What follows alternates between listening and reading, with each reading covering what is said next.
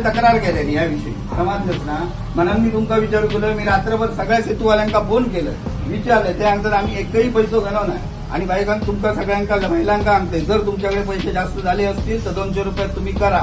त्याच्यात तुमका ते 1,500 रुपये मिळतील का न मिळतील हा सुद्धा असा. मग ते तुमचे 200 गेले आणि ह्या गेले. त्याच्यापेक्षा अंगणवाडी जी असा तुमच्याकडे ती येतले, ते तुमचं फॉर्म भरून घेतले, तो फॉर्म भरा. उभा 200 रुपये तुमचे फुकट घालवू नका. आणि दरवी तुम्ही 200 रुपये घेता ज्या चुकीचा असा.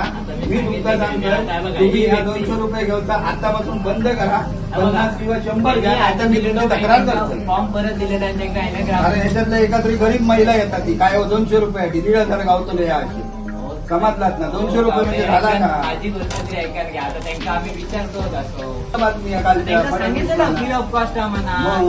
मग तुम्ही 100 घ्या ना. 200 कसले घेतात त्यांच्याकडनं. म्हणून ती भरतात, म्हणून तुम्ही जबरदस्ती करून 200 जबरदस्ती घेता. खरी करता. मग 200 हो, पण 200 घेतात त्या थोडं चुकीचा ना आता. जबरदस्ती आम्ही कोणावरच करू नका.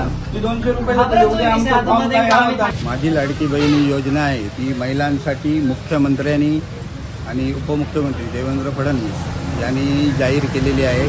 महिलांना याचा उपभोग भेटावा म्हणून त्यांनी जाहीर केलेली आहे. पण ती योजना जी आहे ती राबवताना कुठचेही कागदपत्र करताना कुठचाही फॉर्म भरताना ही मोफत आहे.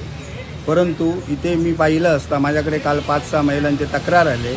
तर त्या तक्रारीत असं दिसून आलं की इथे जे आहेत ते सेतू केंद्र आहे ते इथे प्रत्येक फॉर्मचे 200 रुपये घेतले जात आहेत.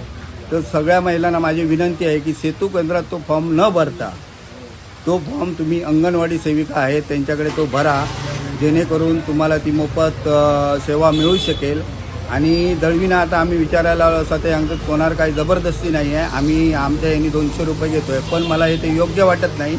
200 रुपये हे खूप आहेत. कारण 200 रुपये हे प्रत्येक महिला जर 20 महिला आल्या तर त्याच्या दिवसाला 4,000 रुपये होतात.